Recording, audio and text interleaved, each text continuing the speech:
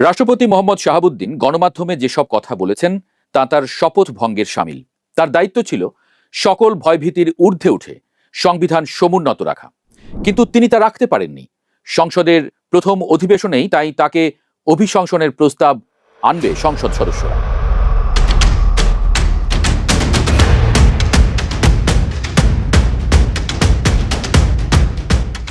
রাষ্ট্রপতিকে সরিয়ে দিতে হবে, এই দাবি অনেক দিনের। বিগত অন্তর্বর্তীকালীন সরকারের সময়ে এই দাবি উঠেছিল ছাত্র জনতার পক্ষ থেকে। বিএনপির একটা অংশও এই প্রস্তাব সমর্থন করে, তবে বিএনপির শীর্ষ নেতৃত্ব অর্থাৎ তারেক রহমানের আপোষহীন অবস্থানের কারণে সেই সময় টিকে যান রাষ্ট্রপতি মোহাম্মদ শাহাবুদ্দিন। কিন্তু আকস্মিকভাবে রাষ্ট্রপতি নিজেই রয়টার্সকে জানান নির্বাচনের পরে পদত্যাগ করবেন। এই কারণে নির্বাচনের পর আলোচনায় আসে রাষ্ট্রপতি কে হচ্ছেন। রাষ্ট্রপতি এখন অবশ্য জানাচ্ছেন সেই সময় মনে দুঃখ পেয়ে ওই মন্তব্য করেছিলেন। এখন তিনি আর পদত্যাগ করতে চান না। তবে বিএনপি যদি তাকে রাষ্ট্রপতি হিসেবে না চায় তাহলে তিনি চলে যেতে প্রস্তুত আছেন। অর্থাৎ বিএনপি সরকারের সময়ে রাষ্ট্রপতি হিসেবে বিএনপির পারপাস সার্ভ করতে চান তিনি। কি সেই পারপাস? আর কেনই বা আওয়ামী লীগের নেতা হয়েও রাষ্ট্রপতি বিএনপির সেবা করতে চান?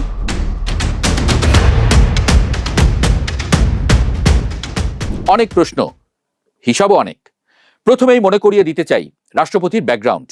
ছাত্র জীবনে করতেন ছাত্রলীগ, পাবনা জেলা ছাত্রলীগের সভাপতি ছিলেন। ছাত্র অবস্থাতেই মুক্তিযুদ্ধে যোগ দেন। মুক্তিযুদ্ধের পর পড়াশোনা শেষ করে প্রথমে কয়েক বছর সাংবাদিকতা করেন, এরপরে যোগ দেন সিভিল সার্ভিসে। বিচার ক্যাডারের কর্মকর্তা হিসেবে জেলা ও দায়রা জজ হিসেবে অবসর নেন। পরবর্তীতে 5 বছর কাজ করেন দুদকের কমিশনার হিসেবে। 2023 সালে দায়িত্ব নেন বাংলাদেশের রাষ্ট্রপতির।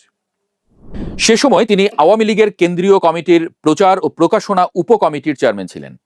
2023 সালের 12 ফেব্রুয়ারি আওয়ামী লীগের দলীয় প্রার্থী হিসেবে মোহাম্মদ শাহাবুদ্দিনের মনোনয়নপত্র নির্বাচন কমিশনে জমা দেন ওবায়দুল কাদের, জাহাঙ্গীর কবির নানক ও লিটন চৌধুরী। আইনের দিক থেকে মোহাম্মদ শাহাবুদ্দিন বাংলাদেশের রাষ্ট্রপতি, কিন্তু তিনি আওয়ামী লীগের দলীয় মনোনীত। একই সাথে মনে রাখা দরকার, তিনি আওয়ামী লীগের কেন্দ্রীয় নেতাও বটে। আইনগতভাবে তার রাষ্ট্রপতি থাকার কোনো বাধা নেই, কিন্তু নৈতিক অবস্থান কিছুটা দুর্বল করে দেয়। কিন্তু এই দুর্বল অবস্থান নিয়েই রাষ্ট্রপতি থেকে যেতে চান। গণমাধ্যমে তিনি জানিয়েছেন বিএনপি চাইলে তিনি থাকবেন, অর্থাৎ রাষ্ট্রপতি মোহাম্মদ শাহাবুদ্দিন চুপ্পু এখন বিএনপিকে সার্ভ করতে চাচ্ছেন। কিন্তু তিনি কি আসলেই বিএনপিকে সার্ভ করতে পারবেন? কারণ এই চুপ্পুই তো 2001 থেকে 6 সাল পর্যন্ত বিএনপি সরকারের দুর্নীতি, সন্ত্রাস, নির্যাতন অনুসন্ধান কমিটির চেয়ারম্যান ছিলেন। সেই কমিটি বিএনপি নেতাদের বিরুদ্ধে ব্যবস্থা গ্রহণের জন্য তাদের সুপারিশ গেজেট আকারে প্রকাশ করে। এখন তাহলে কিভাবে বিএনপির উপকার করবেন তিনি? বড় উপকারটি অবশ্য তিনি করে ফেলেছেন, তা হলো নির্বাচন আয়োজন। আগেই যেমনটি বলছিলাম, রাষ্ট্রপতি নিজেই বলেছেন অন্তর্বর্তী সরকারের সময় বারবার রাষ্ট্রপতিকে সরিয়ে দেওয়ার চেষ্টা করা হয়। তিনি সরে গেলে নির্বাচনটি অনিশ্চিত হয়ে পড়ত। বিএনপি চেয়ারম্যান তারেক রহমানের আপোষহীন অবস্থানের কারণে নিজের আসনে দৃঢ় থাকেন রাষ্ট্রপতি শাহাবুদ্দিন চুপ্পু। ফলে নির্বাচনটি যথাসময়ে অনুষ্ঠিত হয়, আর সেই নির্বাচনে জিতেই ক্ষমতায় আসে বিএনপি। বিএনপির কাছে রাষ্ট্রপতির দ্বিতীয় ঋণটি সম্ভবত অধ্যাদেশ বাতিল করা। ডক্টর ইউনূস সরকারের সময় জারি করা 133টি অধ্যাদেশ নিয়ে এরই মধ্যে রাষ্ট্রপতি গণমাধ্যমে প্রশ্ন তুলেছেন। তিনি বলেছেন এগুলো যথাযথ প্রক্রিয়ায় জারি করা হয়নি। এর মধ্যে জুলাই সনদ বাস্তবায়ন আদেশটি বিশেষভাবে গুরুত্বপূর্ণ। এই আদেশটি জুলাই সনদের এমন কিছু ধারা বিএনপি সরকারকে মানতে বাধ্য করবে যার সঙ্গে বিএনপি একমত নয়। ফলে বিএনপি চায় এই আদেশটি বাতিল হয়ে যাক। রাষ্ট্রপতি এরই মধ্যে এসব অধ্যাদেশ জারির কার্যপদ্ধতি নিয়ে প্রশ্ন তুলেছেন। রাষ্ট্রপতির কার্যালয়ের মাধ্যমে যদি এই আদেশগুলো নিয়ে প্রশ্ন তোলা যায় বা এগুলো বাতিল করা যায়, তাহলে বিএনপি নিজে উদ্যোগ না নিয়েই জুলাই সনদের আপত্তিকর ধারাগুলো বাস্তবায়নের ঝামেলা থেকে মুক্তি পেয়ে যাবে। অর্থাৎ সাপও মরবে, লাঠিও ভাঙল না।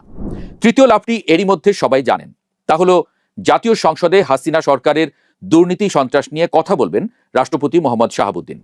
রাষ্ট্রপতির ভাষণে ছাত্র জনতার জুলাই আন্দোলন, বিরোধী রাজনৈতিক শক্তির উপরে নির্যাতন, গুম খুন, তথাকথিত আয়নাঘর সহ দমন পীড়নের বর্ণনা বিস্তারিতভাবে উঠে আসবে।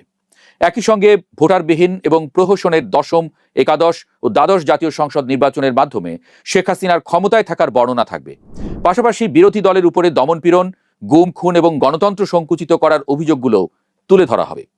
আমরা জানি রাষ্ট্রপতির ভাষণ তিনি বা তার অফিসে প্রস্তুত করা হয় না। ভাষণের খসড়া তৈরি করে মন্ত্রিপরিষদ বিভাগ, যা পরে মন্ত্রিসভার বৈঠকে অনুমোদিত হয়। রাষ্ট্রপতি অর্থাৎ আওয়ামী লীগের একজন কেন্দ্রীয় নেতার মুখ থেকে আওয়ামী লীগের দুর্নীতি, সন্ত্রাস, হত্যা, নির্যাতনের বিবরণ সংসদে দলিল হিসেবে রাখা বিএনপির সাফল্য হিসেবেই গণ্য হবে। কিন্তু এত কিছু করেও কি রাষ্ট্রপতি নিজের গদি বাঁচাতে পারবেন? বিরোধী দলের পক্ষ থেকে এরই মধ্যে তার বিরুদ্ধে বেশ কিছু অভিযোগ আনা হয়েছে। বিরোধী দলীয় নেতা ডাক্তার শফিকুর রহমান বলেছেন, রাষ্ট্রপতি অনেক সত্য গোপন করেছেন। তার এখনকার কথা আর আগের কথা এক নয়। রাষ্ট্রের সর্বোচ্চ জায়গা থেকে এরকম আচরণ গ্রহণযোগ্য নয়। তবে বিরোধী দলের চিফ হুইপ নাহিদ ইসলাম আরো কঠোর বার্তা দিয়েছেন। তিনি বলেছেন, সংসদের প্রথম কাজ হবে রাষ্ট্রপতির অভিশংসন। তিনি আশা প্রকাশ করেন সরকার এবং বিরোধী দল সবাই মিলেই তা করবে, কারণ ফ্যাসিবাদের বিরুদ্ধে জাতীয় ঐক্য আছে। জুলাই গণহত্যায় রাষ্ট্রপতির ভূমিকার সমালোচনা করে তিনি বলেন, সেই নির্মম হত্যাযজ্ঞের সময় রাষ্ট্রপতি রাষ্ট্রের অভিভাবকের দায়িত্ব পালন করেননি। তিনি নীরব এবং নিষ্ক্রিয় ভূমিকা পালন করেছিলেন। বৈষম্য বিরোধী ছাত্র আন্দোলনের পক্ষ থেকে কোটা সংস্কার দাবি নিয়ে আমরা বঙ্গভবন পর্যন্ত গিয়েছিলাম। তার নিষ্ক্রিয়তার কারণে এই গণহত্যা সংঘটিত হয়েছে। আরও কথা আছে, ছাত্র জনতার আন্দোলনের মুখে হাসিনা সরকারের পতন হলে ডক্টর ইউনূস প্রধান উপদেষ্টা হিসেবে দায়িত্ব নেন। গণমাধ্যমে সাক্ষাৎকারে রাষ্ট্রপতি বলেছেন, গত ১.৫ বছরে একের পর এক সংবিধান লঙ্ঘন করেছেন ডক্টর ইউনূস। রাষ্ট্রপতি নিজে এটা জানতেন, কিন্তু কোনো আইনি বা সাংবিধানিক পদক্ষেপ নেননি। তিনি বলেছেন, ঝামেলামুক্ত থাকার জন্য তিনি বিষয়গুলো এড়িয়ে গেছেন। কিন্তু রাষ্ট্রপতির পদে থেকে কি এভাবে এড়িয়ে যাওয়া সম্ভব? সংবিধান লঙ্ঘন যেমন শাস্তিযোগ্য অপরাধ, তেমনি সংবিধান লঙ্ঘনের সহযোগিতা বা উস্কানি বা অনুমোদন বা সমর্থন করলেও একই শাস্তি হয়। নিজের চোখের সামনে সংবিধান লঙ্ঘিত হতে দেখেও রাষ্ট্রপতির কোনো পদক্ষেপ না নেওয়া কি সংবিধান লঙ্ঘনে সহযোগিতার শামিল? যদি তেমনটি হয়, তাহলেও রাষ্ট্রপতি কিন্তু নিজের পদে থাকার যোগ্যতা হারান।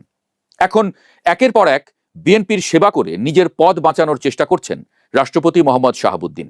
বিষয়টি তার মতো পর্যায়ে থেকে মোটেও শোভন দেখাচ্ছে না। তিনি আওয়ামী লীগ নেতা, আওয়ামী লীগ তাকে মনোনয়ন দিয়েছে। আওয়ামী লীগ সরকারের পতনের পর তিনি সসম্মানে বিদায় নিলে সেটাই হয়তো সবচেয়ে ভালো হতো।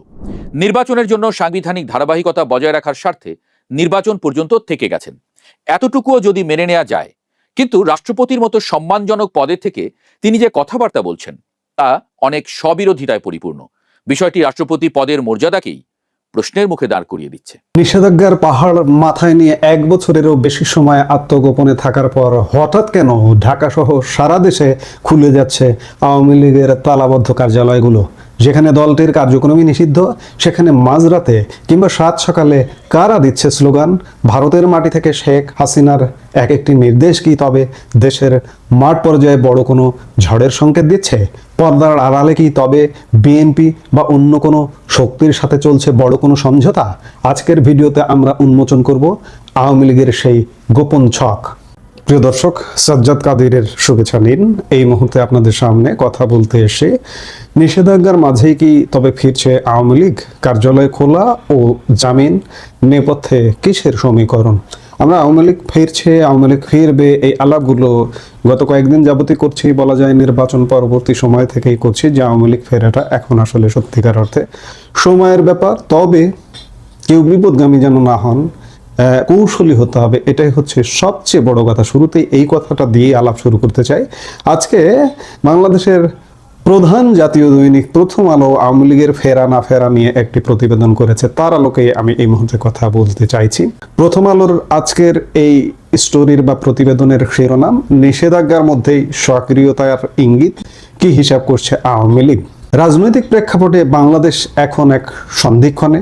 2024-এর 5 আগস্টের জঙ্গি হামলার পর 2025-এর মে মাসে আওয়ামী লীগের ওপর নিষেধাজ্ঞা, সব মিলিয়ে মনে করা হয়েছিল দলটি হয়তো দীর্ঘ সময়ের জন্য দৃশ্যপটের বাইরে চলে গেছে। কিন্তু সম্প্রতি সারা দেশে আওয়ামী লীগের 1 ডজনেরও বেশি কার্যালয়ের তালা খোলা এবং নেতা কর্মীদের সক্রিয় হওয়ার খবর পাওয়া যাচ্ছে।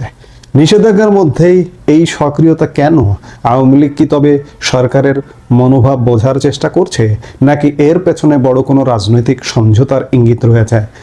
জাতীয় সংসদ নির্বাচনের পরদিন থেকে একটি বিশেষ পরিবর্তন লক্ষ্য করা যাচ্ছে। গত 2 সপ্তাহে দেশের বিভিন্ন স্থানে আওয়ামী লীগের প্রায় 1 ডজনেরও বেশি কার্যালয়ে তালা খোলা হয়েছে। কোথাও তালা খোলা সম্ভব না হলেও কার্যালয়ের সামনে স্লোগান দেওয়ার ঘটনা ঘটেছে। দলীয় সূত্রগুলো বলছে এটি মূলত একটি টেস্ট কেস।